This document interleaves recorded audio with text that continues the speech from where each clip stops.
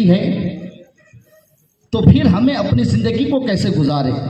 گزارنے کے دو طریقے، ایک طریقہ یہ کیا ہم اس کا نام نہ لے کر اس کی یاد میں غافل ہو کر زندگی گزارے، یا پھر ہم اس اپنے رب کے نام پر اس کی فرما برداری کے ساتھ ان کی وفاداری کے ساتھ اپنی زندگی کو گزاریں۔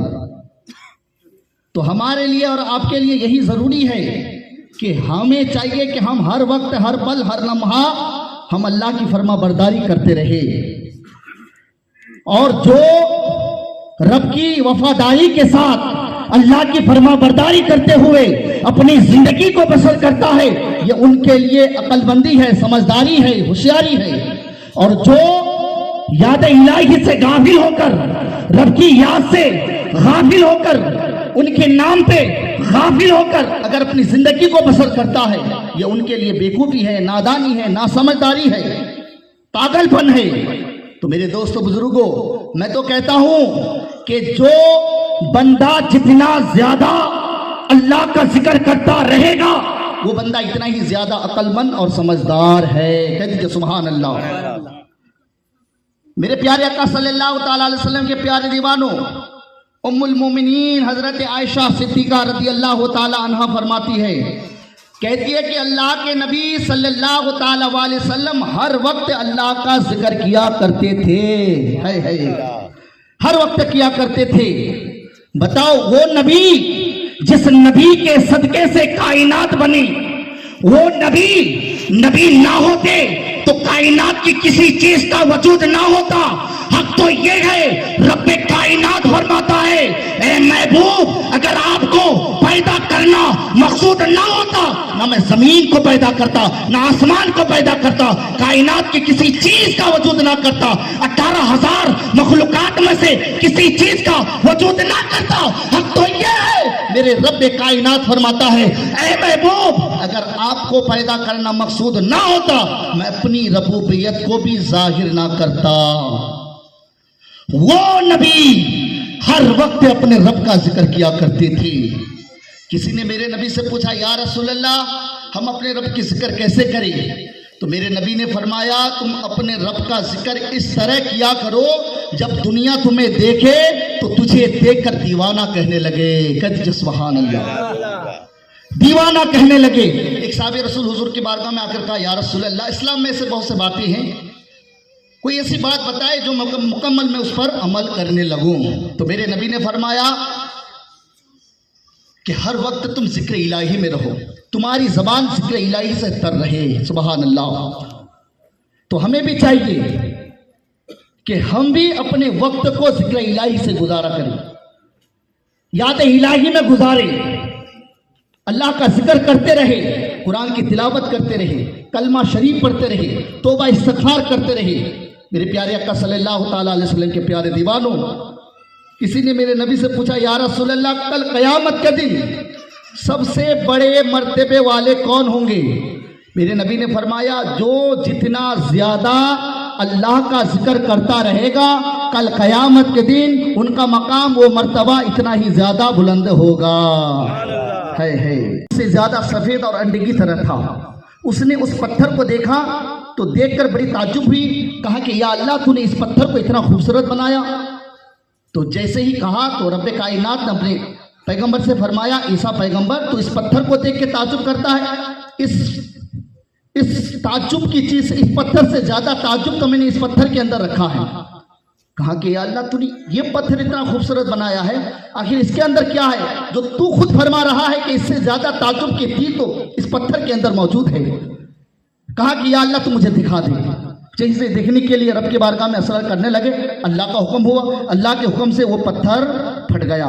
جیسے ہی پھٹ گیا تو عیسیٰ پیغمبر فرماتے ہیں، میں نے کیا دیکھا کہ اس پتھر کے اندر ایک انسان ہے جو عبادت الہی میں مشغول ہے۔ کہہ دیجیے سبحان اللہ۔ کیا کر رہا ہے؟ عبادت کر رہا ہے۔ اور کیا دیکھا کہ وہ انسان عبادت کر رہا ہے، اور دائیں طرف انگور کے درخت لگے ہوئے ہیں اور اس میں پھل بھی لگے ہوئے ہیں، اور بائیں طرف پانی کے چشمے جاری ہے۔ اس کی تعجب اور بڑھ گئی۔ کہا کہ یہ بندہ ایک پتھر کے اندر عبادت کر رہا ہے۔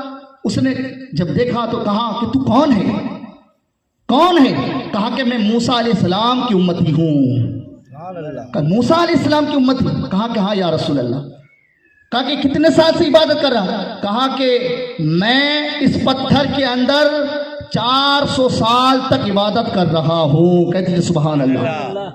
کہا کہ بھوک نہیں لگتی؟ کہا کہ جب بھوک لگتی ہے تو یہ انگور کے جو درخت میں جو پھل لگے ہوئے میں سے کھا لیتا ہوں. پیاس لگتی ہے تو پانی پی لیتا ہوں، پھر عبادت الہی میں لگ جاتا ہوں.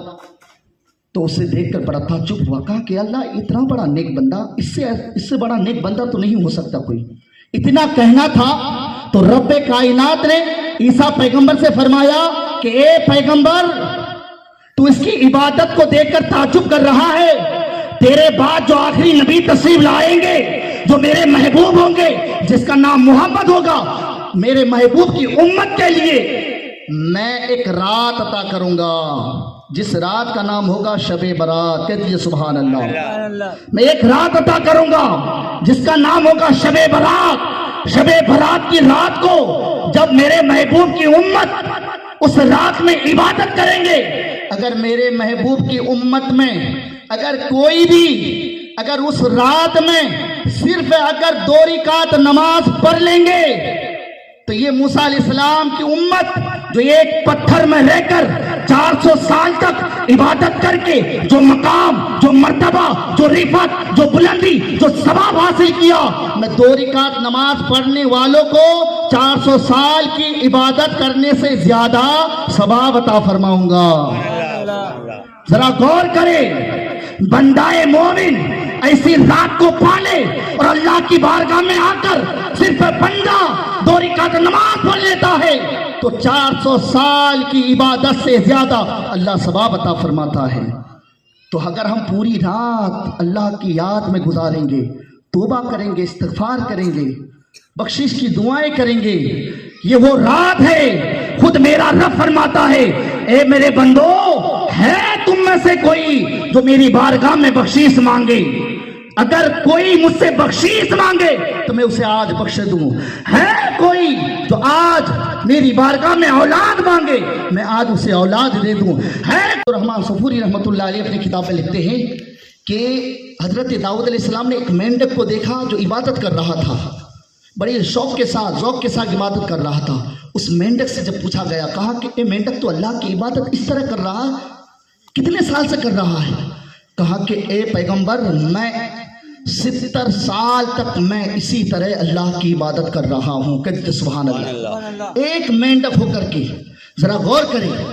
کہا کہ 70 سال سے لے کر آج تک کوئی ایک لمحہ بھی میں اپنے رب کی یاد سے غافل نہیں ہوا.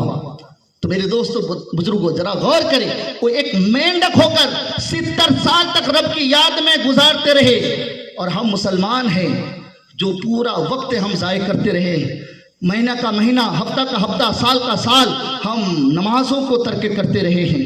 میرے دوستو اللہ پاک سے دعا ہے کہ ہمیں اور آپ کو 5 وقت نماز پڑھنے کی توفیق عطا فرمائے، اللہ کی فرما برداری، اللہ کے ساتھ وفاداری کرنے کی توفیق عطا فرمائے، ہم سب کو نیک راستے پر چلنے